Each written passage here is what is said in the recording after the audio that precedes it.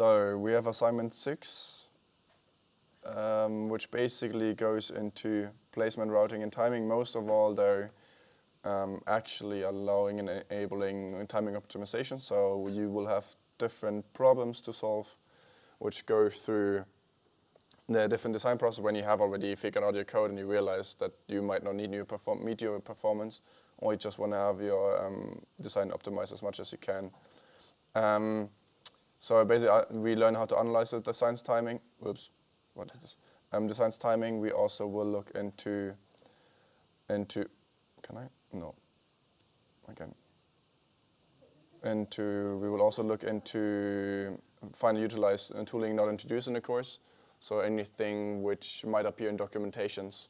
So it is, I give you later in one of the tasks, I give you a reference, and that will introduce that reference when you find it, will introduce one of the tools which you have talked about in the lecture, and then you can basically, the documentation describes how this will be, how you have to write it down in your code. And this basically educates you to find your own resources when you, in the future, come across a problem which you have not covered in the course, which is going to happen because we cannot cover everything in this course. The overall task is going to be based on the previous assignments.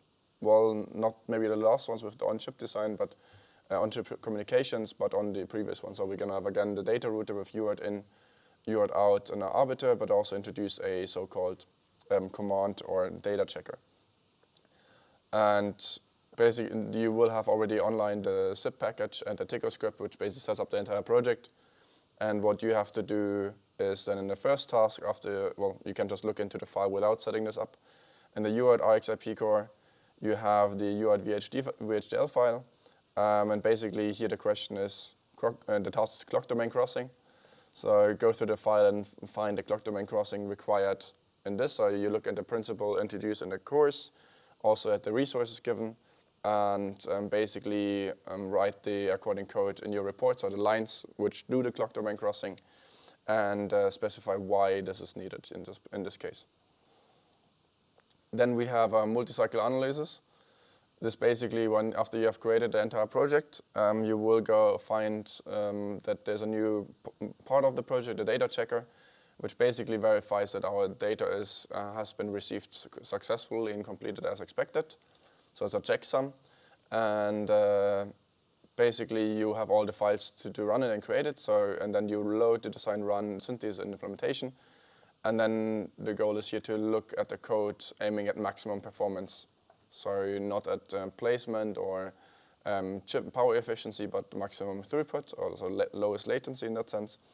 Find the code which may introduce a performance loss, so a timing, maybe in the future, a timing failure, and answer the following questions.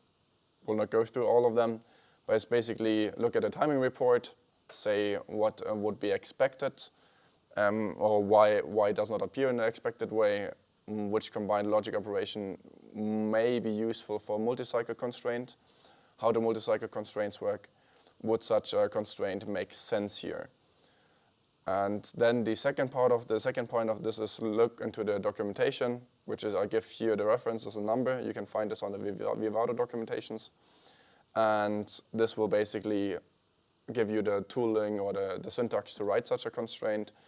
And even if a multi-cycle constraint in a place where you think the multi-cycle constraint would be useful, but it's not applicable in this specific scenario, submit the constraint and a short explanation why it would be useful or why not.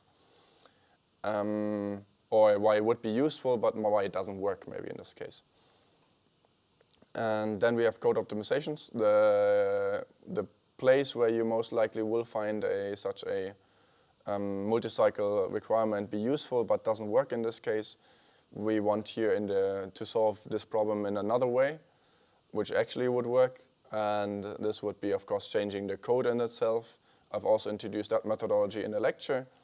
And basically, the task is here to either so basically knowing what the problem is, explaining how you could, what alternative you have, and then suggesting it either in a diagram that would give 1 point, or implementing it directly into the code, and that would give 2 points, in which case you, of course, do not have to submit a diagram, because you could just do a screenshot of the logic and that's not needed.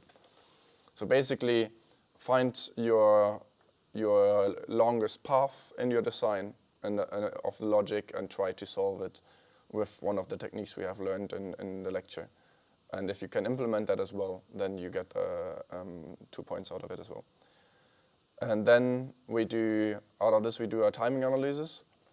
So where I expect you to compare the original design, which were given, compared to your optimization, and then point out the differences and why they exist.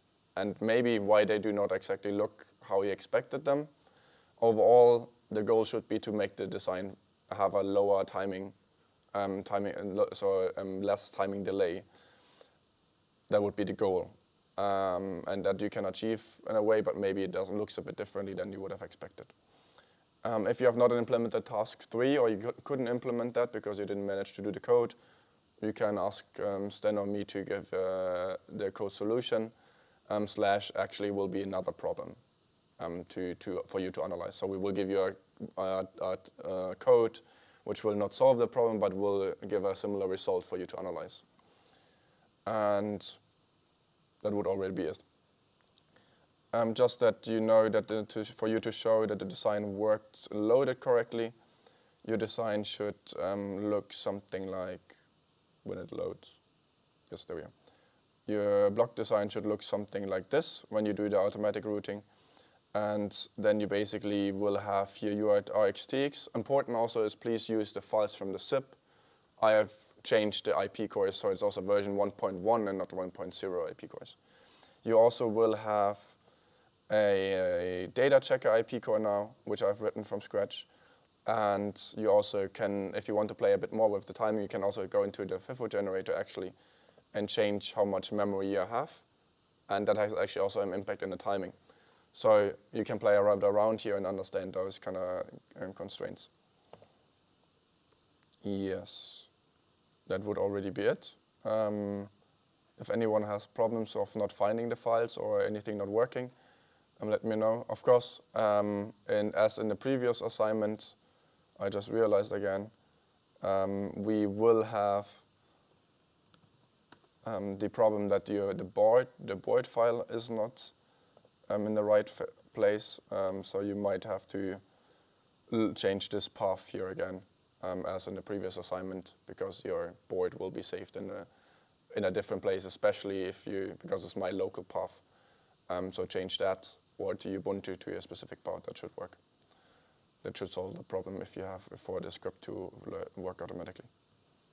I might actually make a change to the PDF there too, so you can change it accordingly. That would be it, from the introduction at least. Oops. Do we have any questions about this? Any questions so far? I think assignment 4 uses the same methodology of building up the assignment, so if you have not gotten to that, do that first before you do this, although they're very similar. Also as reference, you will most likely need the last assignment, so assignment 7, which is a quite open project to pass the course. You're only going to get roughly 70%, maybe a bit less for the next, until up to this assignment now. So yes, that's also good to know.